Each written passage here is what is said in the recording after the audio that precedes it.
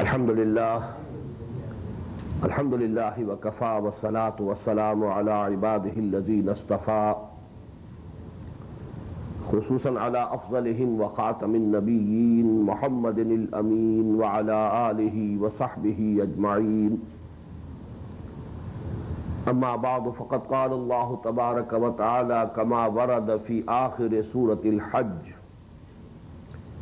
اعوذ باللہ من الشیطان الرجیم بسم اللہ الرحمن الرحیم یا ایہا الناس ضرب مثل فاستمعوا له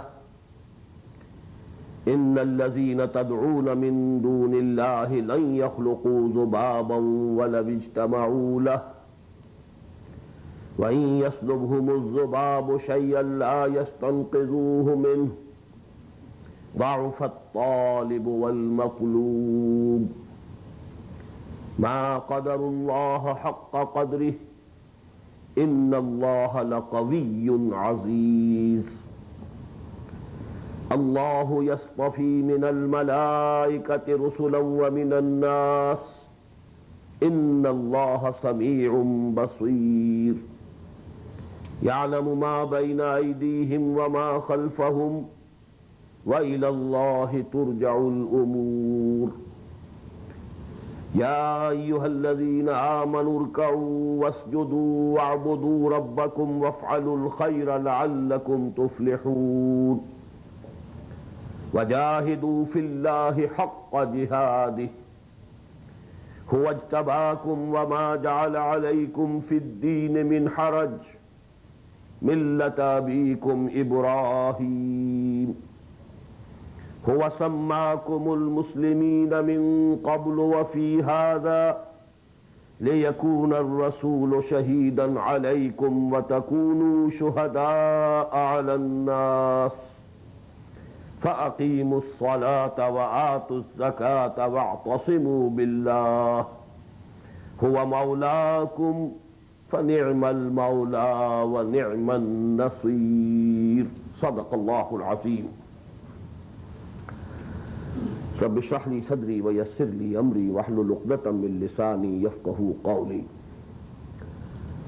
اللهم ربنا الهمنا رشدنا واعذنا من شرور انفسنا اللهم ارنا الحق حقا وارزقنا اتباعه وارنا الباطل باطلا وارزقنا اجتنابه اللهم وفقنا لما تحب وترضى وتقبل منا فإنك خير المتقبلين آمین یا رب العالمین. Dear brothers and sisters and sons and daughters in Islam, Assalamu alaikum wa rahmatullahi wa barakatuh. All praise and all thanks for Allah subhanahu wa ta'ala, with whose help we are able to start the fourth part of the selected course of the study of Qur'an which we are discussing in these sessions. The first lesson of this fourth part consists of the last section, which comprises of 6 ayat of Surah Al-Hajj. These 6 ayat with which the Surah Al-Hajj is ending is another example of the most comprehensive places in the Qur'an. Actually, it should have been included in the first part, because in the first part of this selected course we have those lessons in which all the 4 prerequisites of salvation are given. Surah Al-Asr, Ayat Al-Birr, second section of Surah Al-Luqman, then ayat 30 to 36, 7 ayat of Surah Hamim As-Sajdah. This lesson also actually is most comprehensive, but I have placed it in the beginning of this fourth part, just as you must have noted that I placed the fourth lesson of the first part in the end of the second part. Why? because in the second part of this selected course of study, we went into details about Iman. So detailed discussions about Iman, when we were engaged in it, then again a comprehensive lesson, so that we don't lose sight of that comprehensive view of our duties as a Muslim. Again, we saw that in the third part, we went into details of Al-Amalu Salih. Al-Amalu Salih at individual level. Al-Amalu Salih at the level of family. Al-Amalu Salih at the level of Muslim society. Al-Amalu Salih at the level of Islamic State. Now these were very detailed discussions. Now again, before proceeding ahead, we have this lesson which is very comprehensive. Again, a very comprehensive view of what Islam is and what it demands of us. What are our basic duties, inevitable duties, as a Muslim, as a Mu'min. So again we shall have in these 6 ayat that comprehensive view. In one way, this lesson is the most unique in the whole of Qur'an, because here the call of Qur'an, the Da'watul Qur'an, it has been divided in 2 parts. First, the general call to the whole of humanity. That is the call for Iman. Secondly, the special call for action. That call is only to those who profess to believe. If somebody doesn't believe in Allah, you can't ask him, you must pray. You must observe, this thing, it is haram, this is halal. What to him? He doesn't believe in Allah. He doesn't believe in Qur'an. He doesn't believe in Muhammad sallallahu alaihi wasallam. Now talking to him about halal and haram, this is actually without any logic. So we can divide the call of Qur'an or Islam into 2 parts. The general call, the Da'watul Aam, to the whole of humanity. Here we shall see in 4 ayat that general call of Qur'an has been summarized. And that is why the first ayah is beginning, Ya Ayyuhan Nas. And that call we shall see is the call to faith. Have faith in Allah. And don't commit any shirk with Him. Don't associate anything or anybody with Him. Then believe in the institution of prophethood. Then you must have the faith in resurrection and returning to Allah, and of facing the grand accountability of the Day of Judgment. So this call to Iman, call to faith, is the general call of the Qur'an to the whole of humanity. That is why it is addressed with the wording, Ya Ayyuhan Nas. Then in the last 2 ayat we find, Ya Ayyuhal Lazina Amanu. Now this is the call to those who say they believe, who profess that they have faith in Allah, faith in Muhammad, faith in Qur'an sallallahu alayhi wa sallam. They believe in the resurrection, they believe in the hereafter. So that is the call to action. That is why we shall find imperatives. Ya ayyuhalladhina amanu rka'u wasjudu wa'budu rabbakum waf'alul khaira wajahidu fillahi haqqa jihadihi aqimu salata wa'atu zakata wa'tasimu billah. 8 imperatives in 2 ayat. While in the first 4 ayat, no imperative whatsoever. It's a narration. These are the facts. Just as we have in the first section of Surah Al-Taghabun. In 7 ayat there was narration of the basic articles of faith. Existence of Allah, His attributes, His unity, the institution of prophethood, then the Day of Judgment. And then came the ayah, فَآمِنُوا بِاللَّهِ وَرَسُولِهِ وَالنُّورِ الَّذِي أَنزَلْنَا. In the same way here you find 4 ayat. They are a narrative, simple narrative. But in the last 2 ayat, imperative after imperative, imperative after imperative. Ya ayyuhalladhina amanu, O those who profess to believe, irka'u, wasjudu, wa'budu rabbakum, waf'alul khayra la'allakum tuflihun, wajahidu fillahi haqqa jihadi. And then in the end, فَآمِنُوا فَأَقِيمُوا الصَّلَاةَ وَآتُوا الزَّكَاةَ وَاعْتَصِمُوا بِاللَّهِ. So here we find, the most brief summary, in nutshell, what Qur'an calls to. First of all, what Qur'an calls all of humanity to. And secondly, what Qur'an demands, or Allah demands, from those who profess to believe.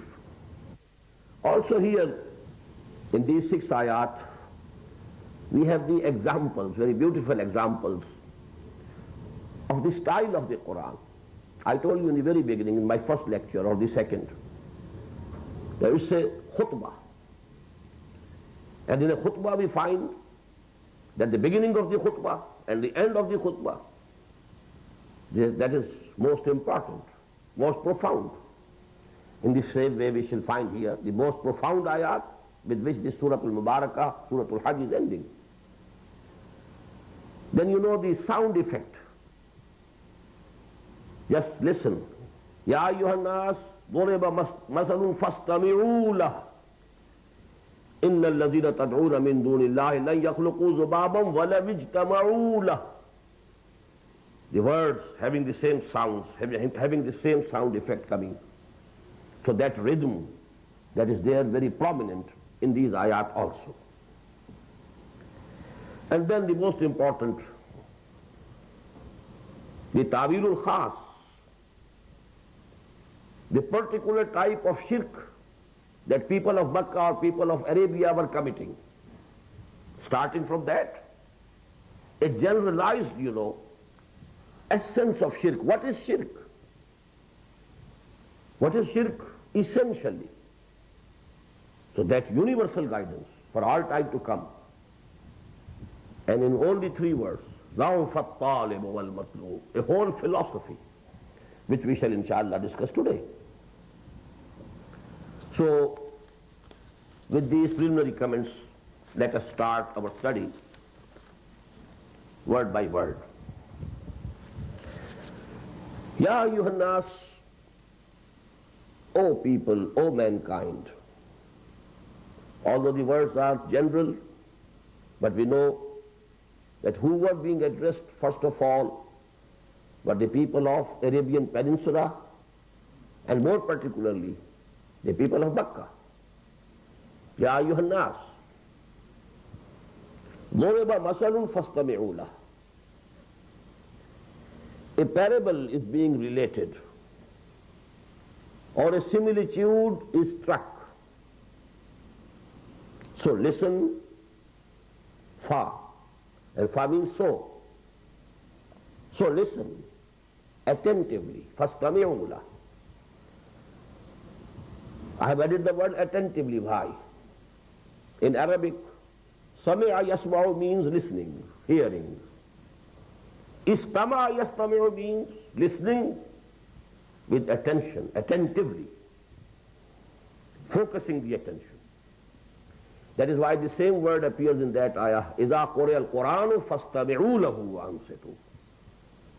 When Qur'an is being recited, listen to it most attentively and keep quiet. Don't speak, don't talk. Whole of your attention should be focused on listening to the Qur'an. The same word. إِذَا قُرِئَ الْقُرْآنُ فَاسْتَمِعُوا لَهُ وَأَنصِتُوا. The same word appears here, فَاسْتَمِعُوا لَهُ. O people, O mankind, a parable is being struck, is related. So listen to it attentively. إِنَّ الَّذِينَ تَدْعُونَ مِن دُونِ اللَّهِ. Inna, the word for emphasis. Surely, indeed, without any doubt, إِنَّ الَّذِينَ تَدْعُونَ مِن دُونِ اللَّهِ, verily, surely, indeed, those imaginary deities or gods or goddesses whom you call besides Allah, لَن يَخْلُقُوا ذُبَابًا وَلَوِ اجْتَمَعُوا لَهُ, they will not be able to create even a fly, although they might join together. They might combine all their strength.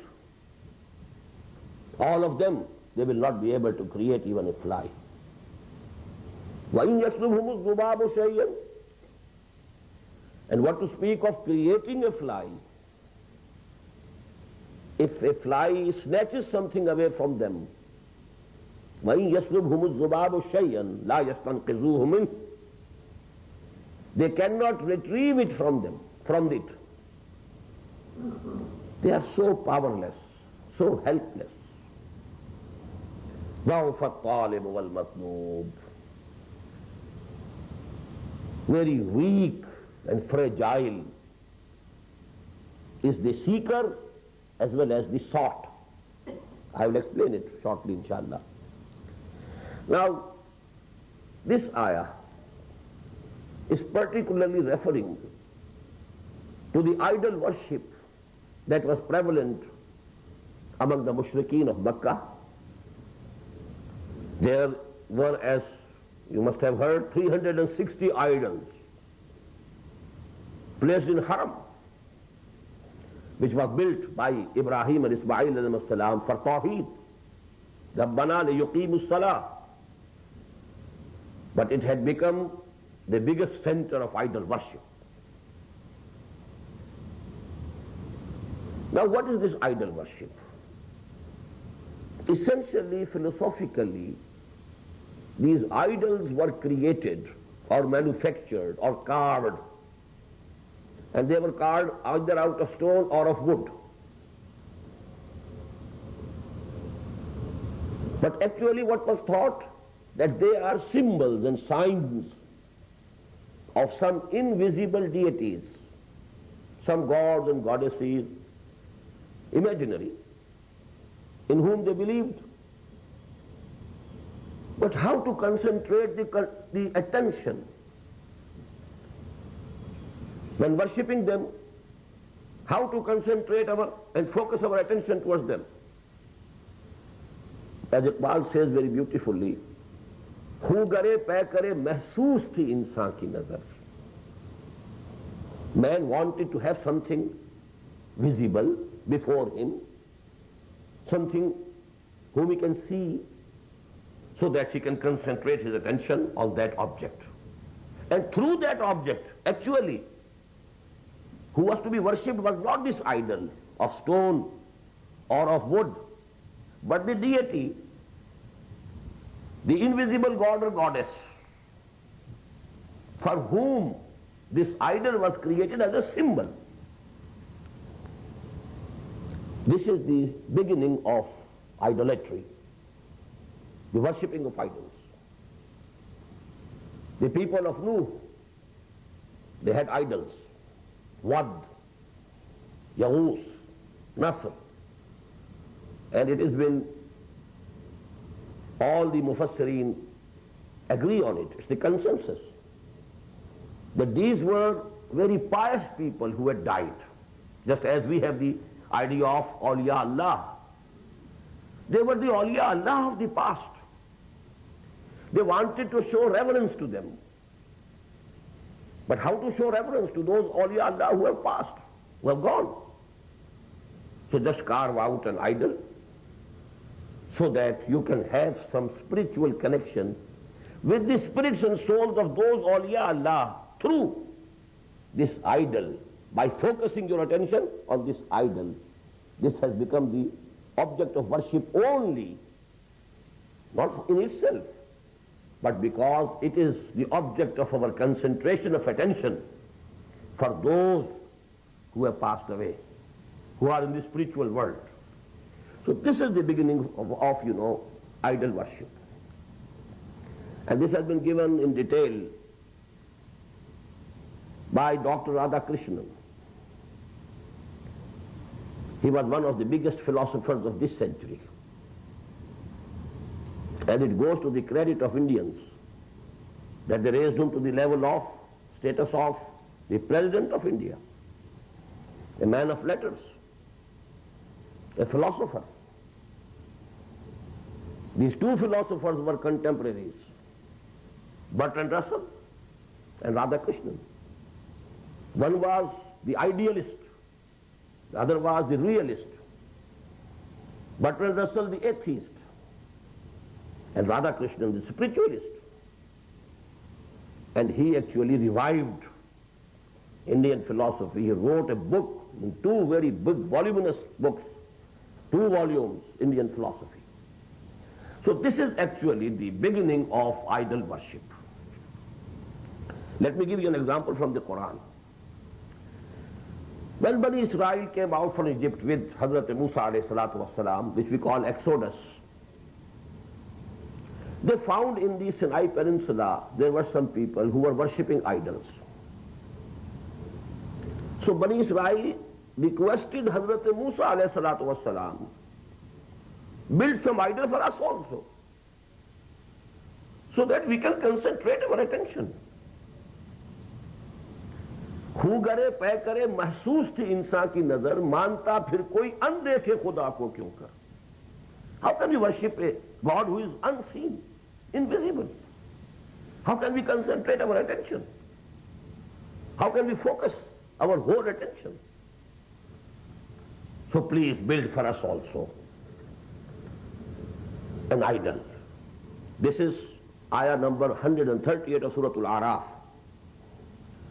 وَجَاوَزْنَا بِبَنِي إِسْرَائِيلَ الْبَحْرَ فَأَتَوْا عَلَىٰ قَوْمٍ يَعْكُفُونَ عَلَىٰ أَصْنَامٍ لَهُمْ. Now this is atf, i'tikaf. I'tikaf, what is the spirit of i'tikaf? To focus your attention. يَعْكُفُونَ عَلَىٰ أَصْنَامِهِمْ. They passed by some people who used to meditate before the idols, sitting before the idols. قالوا يا موسى اجعل لنا إلها كما لهم آلهة. They requested, oh Musa alayhi salatu wasalam, for us also make an idol, and a visible, a tangible object of worship, just as they have the idols. قال إنكم قوم تجهلون. The answer of Hazrat Musa alayhi salatu wasalam was, you are a people ignorant. Allah subhanahu wa ta'ala has blessed you with tawheed. He has rescued you from the bondage of slavery of Al Fir'aun through me. And now you are asking me to build some idols for you. But I only quoted this ayah, that this was one of the things people generally, they felt there should be some object before us when we are worshipping. Although we are worshipping the gods and goddesses who are in the unseen, invisible. They are in another world. But we must have some object before us for meditation. But you know, as the time passes, people then think that these idols in themselves are the object of worship. They are the gods and goddesses. They just forget that they were the symbols only. They begin to think that these very things made of stone or wood, they are the gods and goddesses. They, in themselves, they have some divinity in them. Now, to shake people, to review their ideas and review their beliefs, this ayah has been revealed. Oh, you people who are worshipping these idols, you never thought. They can never speak. You have carved them just like yourselves. They have 2 hands, but they can never move their hands. You have carved 2 legs for them also, but they can never walk with these legs. You have carved for them eyes, but they can't see with these eyes. And what to speak of creating anything? The things that you place before them, the niyaz, nazro niyaz, which is being presented before the idols, the halwa manda. When there are flies, over them, even a human being, a simple human being would never like that on his meals there should be flies. But these are so helpless, they can't drive away even the flies. But you are worshipping them. You are invoking them for help. Do you never think what you are doing? Ya ayyuhan nas duriba masalun fastami'u lahu. Just rethink what you are doing. Just reassess what you are believing in. ضرب مثل فاستمعوا له إن الذين تدعون من دون الله لن يخلقوا ذبابا ولو اجتمعوا له وإن يسلبهم الذباب شيئا لا يستنقذوه منه. Now let me give you another example of this. What the Qur'an is trying by words here in this ayah, Hazrat Ibrahim alayhi salatu wasalam did by action. It has been mentioned in more than one surah of the Qur'an that what he did. There was some occasion on which all the people used to go out from the town, from the city, for the worship of the stars. And the town used to be absolutely without any person at that night. Hazrat Ibrahim, anyhow, he said, I am not going to go with you. I am not feeling well. When all the people went out, now he entered that temple of theirs where there were idols.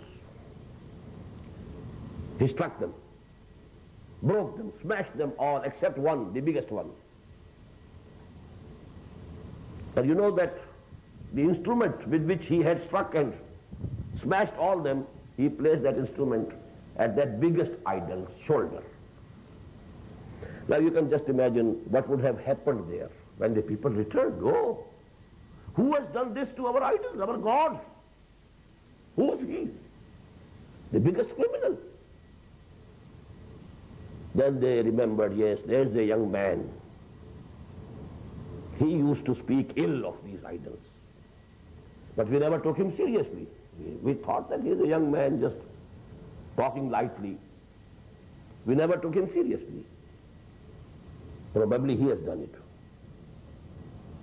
Then, he was called. Now let me quote the ayat 62 to 68 of Surah Al-Anbiya. قَالُوا أَأَنْتَ فَعَلْتَ هَذَا بِآلِهَتِنَا يَا إِبْرَاهِيمُ.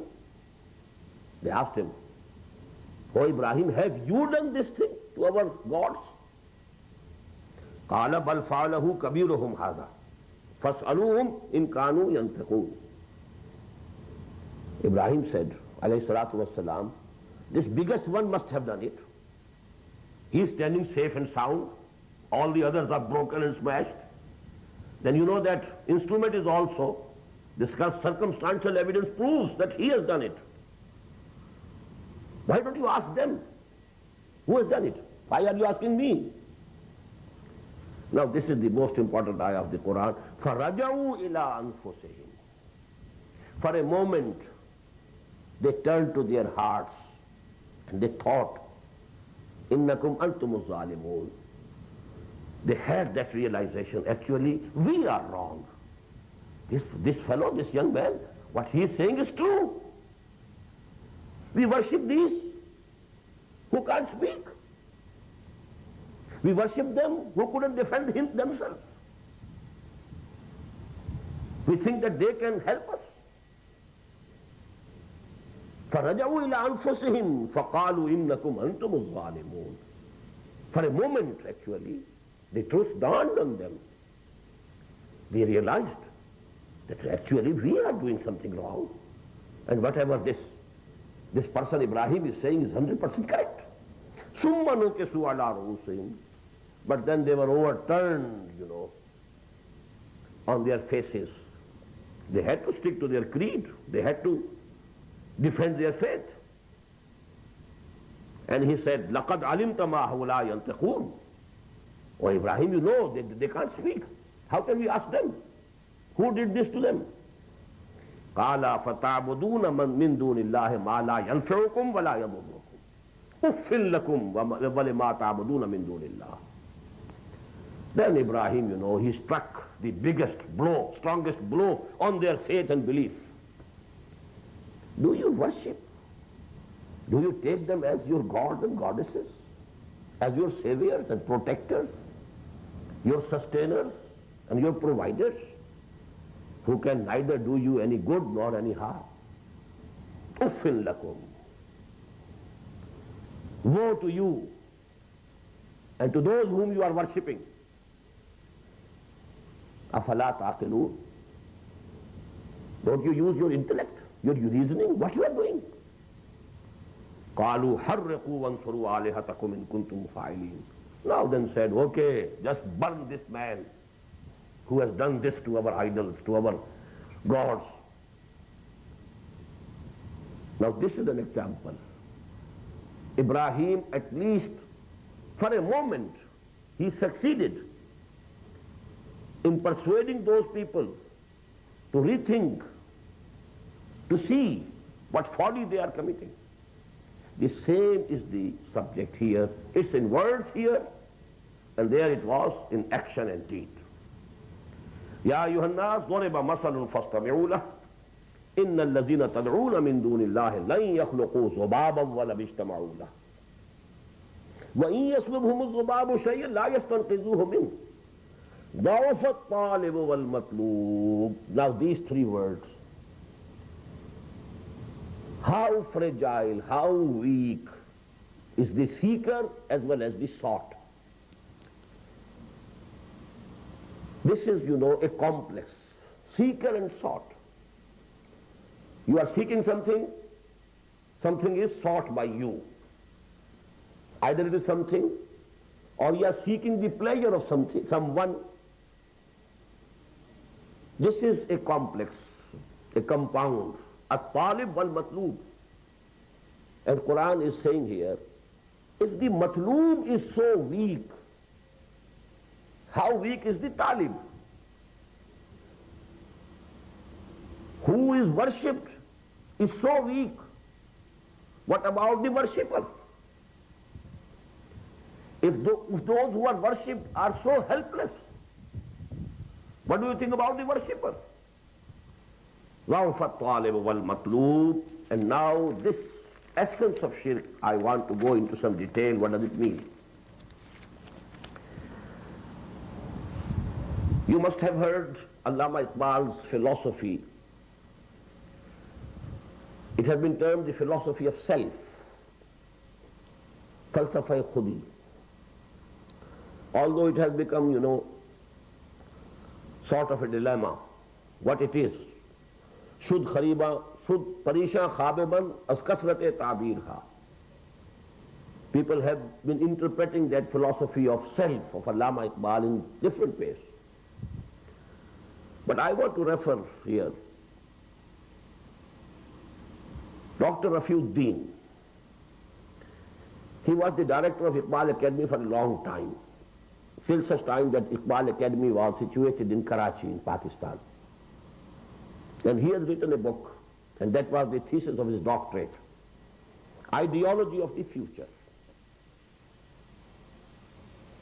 Although very few people know this book, it's quite difficult to read. Philosophical approach, philosophical language. But as far as I think, he has interpreted and explained the philosophy of self of Allama Iqbal in the best of the ways. And that philosophy actually is compatible with the basic philosophy of Qur'an. As I told you, Allama Iqbal himself said that my source is the ayah وَلَا تَكُونُوا كَالَّذِينَ نَسُوا اللَّهَ فَأَنْسَاهُمْ أَنفُسَهُمْ. The source of his inspiration and thought was Qur'an, basically. So here let me give you that philosophy Number one, all who appear to be human beings are not really human beings. Most of them are animals in the shape of humans. All that glitters is not gold. All who appear to be human beings are not really human beings. They are like animals, rather worse. Now this is exactly the translation of a verse of the Qur'an. This is again from Surah Al-Araf. لَقَدْ زَرَعْنَا لِجَهَنَّمَ كَثِيرًا مِنَ الْجِنِّ وَالْإِنسِ لَهُمْ قُلُوبٌ لَا يَفْقَهُونَ بِهَا وَلَهُمْ أَعْيُنٌ لَا يُبْصِرُونَ بِهَا وَلَهُمْ آذَانٌ لَا يَسْمَعُونَ بِهَا أُولَئِكَ كَالْأَنْعَامِ بَلْ هُمْ أَضَلُّ. We have created the fuel for Jahannam in the form of many apparently human beings and the jinns. لَقَدْ ذَرَعْنَا لِجَهَنَّمَ كَثِيرًا مِنَ الْجِنِّ وَالْإِنسِ. No difficult word. It's very simple. These appear to be human beings. They have hearts, but they don't ponder and don't think with these hearts. They have eyes, but they don't see with these eyes. They see like the seeing of animals. A dog can also see a car is coming and he has to save himself. It has to save itself. If you have also seen the car coming and you are saving yourself, there's no difference. The seeing of man should be somewhat else. See something and ponder over it. Who created it? What does it mean? What's the beginning and what's the end of it?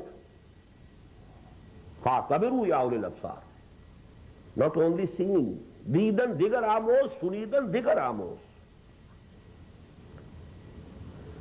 وَلَهُمْ آذَانٌ لَا يَسْمَعُونَ بِهَا. They have ears, but they don't listen with them.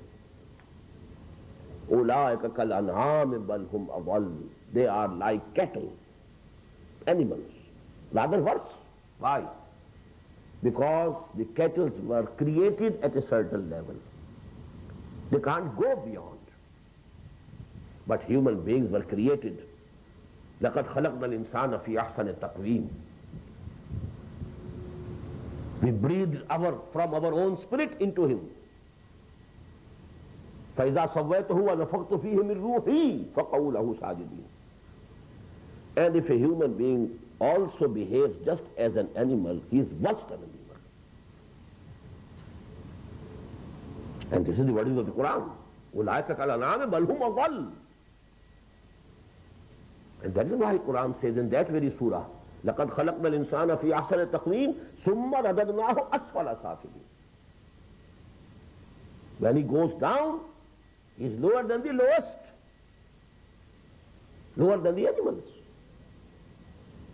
So this subject appears in the Qur'an many a times. All humans are not human. Now, number two. Then who is a human being? Real human being. A real human being is only a person who has consciously fixed an ideal for him. Ideal. I have to do this. That's my ideal. That's my goal in life. He lives for that ideal. He works for that ideal. He gives sacrifices for that ideal. And he is ready to die for the ideal. He must have some ideal in life. This is the basic qualification of a human being. Otherwise, he is living for the sake of living. Just like an animal. Animal also preserves itself. Preservation of the self, preservation of the species. It's common between us and the animals. And I used to say that such people who have no ideal in their life, no higher goal, actually they are not passing their lives. The life is passing them. वो जिंदगी बसर नहीं कर रहे, जिंदगी उन्हें बसर कर रही है. They are living only due to the instinct of living and nothing else. Now the search for ideal in human beings is universal. And this is actually the philosophy that Dr. Rafiuddin has discussed at length in his book. Modern psychology tells us that the basic instincts in man, the most basic preservation of the self, preservation of the species. But we find there are people, there have been people who sacrifice their lives for some ideology, for some cause. What does it mean? There is in man some urge which is more potent than the preservation of the self. Just think of the Japanese who used to commit harakiri, killing themselves with their own, knives, just thrusting open their own abdomen. What for? The Japanese who used to sit in the bombs, navigate them, and take them to the chimneys, to the ships. And they knew it. When the bomb will explode, what will happen to the ship is something to happen later on. First of all, their own bodies will be split into bits. Why are they doing so? What's the urge? The urge of nationalism. The urge. Our nation, our country should be strong. This is the urge. Just think about the communists who brought about the communist revolution in Russia. People facing firing squads. What for? Why don't apologize and save your lives? No. We are ready to lay down our lives. What for? For an ideology. We believe in communism. We believe that the only just social order is that of communism. We want to establish it. We want to overthrow this system of exploitation. This is wrong. This is tyranny. This is exploitation. This is repression. This is injustice. And we want to do away with it. We are ready to lay down our lives, our families.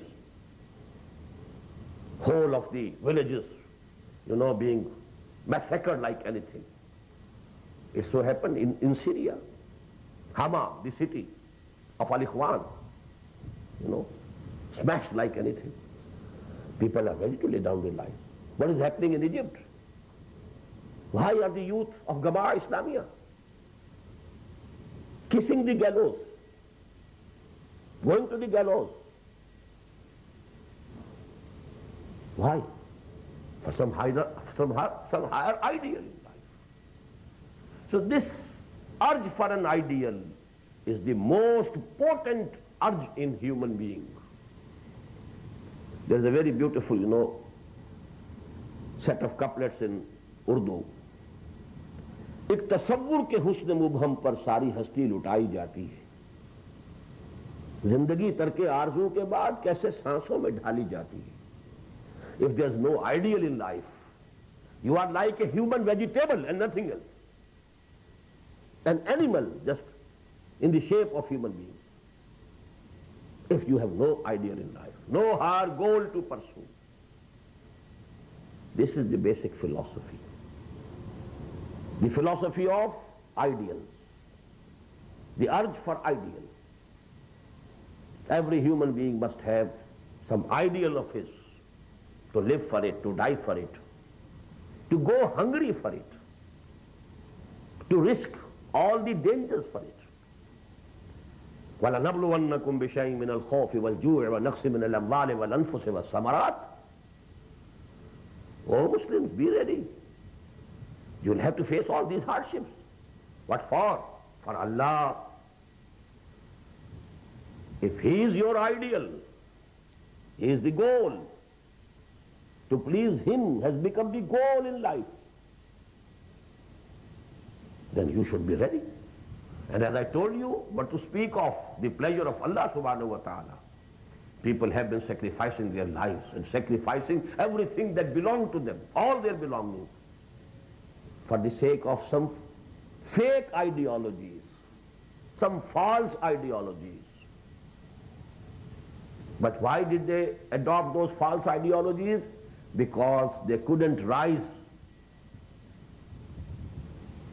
sufficiently high intellectually to reach the real goal, the real ideal, to have the highest goal in life. And let me now explain this point. The lowest form of ideal for a human being is his own self. To gather wealth, to get name or fame, to get to some place of authority and power. This is also an ideal. People work hard. People go to jails. Why Bhutto went to jail? Why these demagogues, these leaders? Why they work so hard? Hitler, he must have worked very hard in the beginning of his career. To get to that position is not easy. But the ideal, the lowest ideal is your own self, your own baser self. At this level, if this is the ideal, a selfish man, a very low personality will be the result. He will have no scruples in life, no principle in life. Whatever is helpful to get to power, whatever is helpful to get money, to amass wealth, that is okay. No scruples, no principles in life. A bit higher, ideal is nation and country. My nation, my country. Glory to my nation, glory to my country. This is definitely a higher level. A nationalist man, a nationalist person, he will do some sacrifice for the nation, for the country. He will be at a higher level, his personality, his character. People whom we see in the West, they are true to their nations, true to their countries. They will never tell any lie to their own nation or their own country. All day they may tell the lie to the whole of the world. They may deceive the whole of the world, but they are not going to deceive their own nation. Because nation and country becomes the ideal for them. Then, a bit higher, humanism, love of humanity, work for humanity. Tolstoy, and so on, people like those. The humanist, love of mankind. This is definitely somewhat higher, definitely a higher person, higher personality, higher character will come out of it. But the final goal for human beings, the real goal, the real ideal, that is Allah. La matluba illallah. La maqsuda illallah. La mahbuba illallah. This is the essence of Tawheed. Rise high up above all these lower forms of ideals and ideologies. Love Allah.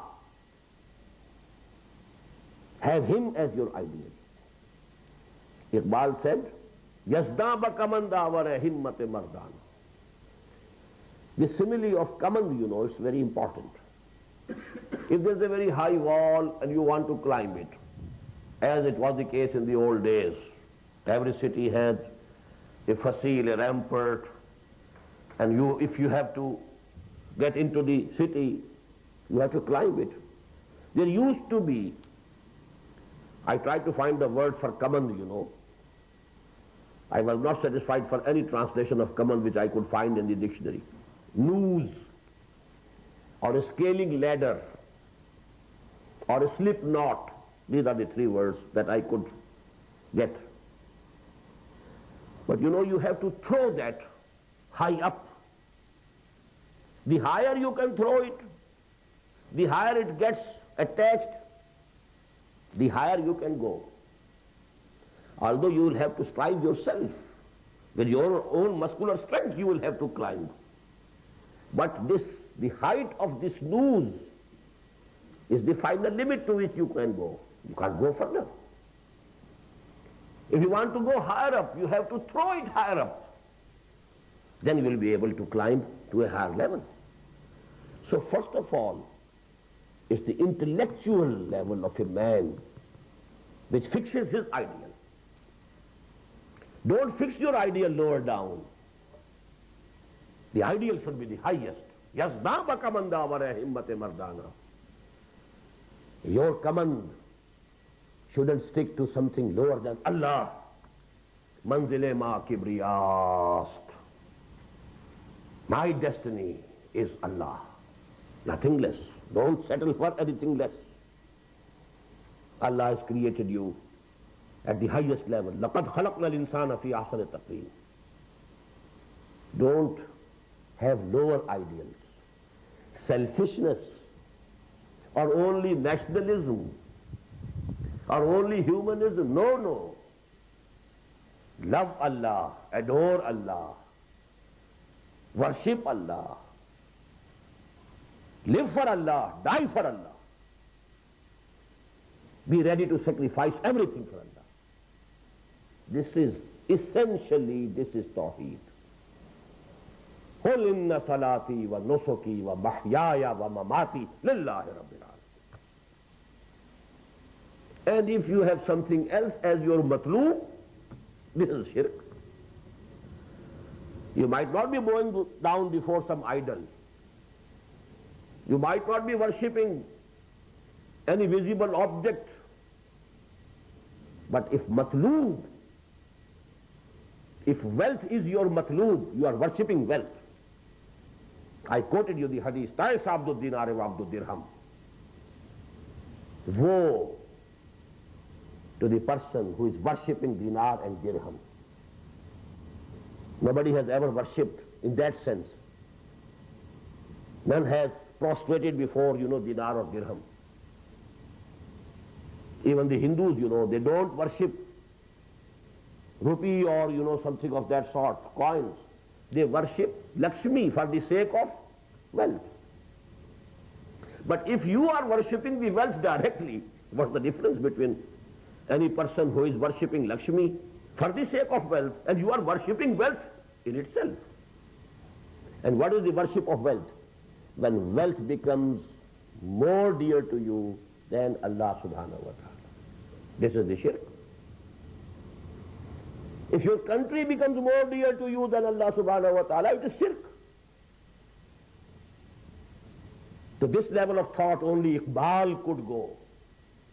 His famous poem in Bange Dara, इस दौर में मैं और है जाम और है जम और साकी ने बिना की रविश लुत्फ सितम और तहजीब के आजर ने तरशवाए सनम और मुस्लिम ने भी तामीर किया अपना हरम और इन ताज़ा खुदाओं में बड़ा सबसे वतन है जो पैरहन उसका है वो मजहब का कफन. Country, my country above everything. Well, you have taken your country to be the God. This is the shirk. Your nation, my nation above all. Jai Hind, what is it? This earth becomes the goddess or God for you. La matluba illallah, la maqsuda illallah. At the level of matloob, there should be none with Allah subhanahu wa ta'ala. You pay to everybody his due. Inna li nafsika alayka haqqan. Even you have to give to your own body what is due to it. What is the haqq of it that Allah subhanahu wa ta'ala has sanctioned. You have to pay. وَلِ نَفْسِكَ عَلَيْكَ حَقًّا وَلَ زَوْجِكَ عَلَيْكَ حَقًّا. Fulfill the dues and rights of your wives, your family, everything. But matloob, la matlooba illallah. If there is someone else sitting with Allah subhanahu wa ta'ala on this, platform of matloob, it is shirk. So this is the essence of shirk. And this is actually the eternal teaching of Qur'an. You saw that in the beginning, the shirk of those people who were being addressed at that time, they were worshipping idols. Ya ayyuhan nas, duriba masalun fastami'u lah. Inna alladhina tad'una min dunillahi lan yakhluqu zubaban wa lam yajtama'u lah. Wa in yaslubhum az-zubabu shay'un la yastanqidhuhu min ضعف الطالب والمطلوب. How weak is the one whom you are worshipping? Just think about yourself. How weak are you yourself? You must worship the highest, the strongest, the all-powerful. And He is only one, and He is Allah. ضعف الطالب والمطلوب. Now here let me mention one thing more. Some of the Sufia, they have rightfully said that even Jannah shouldn't be matloob with a moment. You must have heard about Rabia Basriya, rahimahullah. Once, in some special state of ecstasy, she went out. She had a utensil having water in one hand and, what should I call, mashal. There was, some fire with the wood in the other hand. People asked, where are you going, Rabia? I want to burn Jannah with this fire. And I want to cool down Jahannam with this water. So that people should worship Allah for His sake only. Not for preventing you, not for saving themselves from Jahannam, and not for getting Jannah. They should worship Allah for His sake. So that is a mode of saying something, but it is absolutely correct. Yuriduna wajhahu. Matloob should be only Allah and nothing else. All the other things are dues and duties. Do your duty. Do your duty to your parents. Do your duty to your wives. Do your duty to your sons and daughters, your children. Do your duty to your nation. Do your duties towards your country. Duties are there. And in the end, with this discussion, I want to say one thing more. It has been an academic mistake with some of the revivalist movements of our times in the world of Islam, that they have placed iqamatul deen, or making the deen of Allah supreme, as nasbul ayn. To try to establish the deen of Allah is a duty of a Muslim, it's farz, but not nasbul ayn. Nasbul ayn, ideal, matloob, is only the pleasure of Allah subhanahu wa ta'ala. 5 prayers a day are farz, but namaz is not the matloob. Prayer is not nasbul ayn. It's a duty. You have to do it. You have to perform it. Fasting of the month of Ramadan is a duty. It's a farz. You have to do it. In the same way, to strive and to exert your utmost to establish the deen of Allah, it's a duty. It's a farz. You have to do it. But none of them should be elevated to the level of nasbul ayn. Nasbul ayn, la matluba illallah. Only the pleasure of Allah subhanahu wa ta'ala. This should be the highest goal, the matloob asli, the real thing that is wanted, the final goal, the ideal. So this is actually the essence of Tawheed. ضعف الطالب والمطلوب. Don't worship those who are themselves weak. What will be your fate when you will be worshipping those who are themselves weak? أقول قولي هذا واستغفر الله لي ولكم ولسائر المسلمين والمسلمات.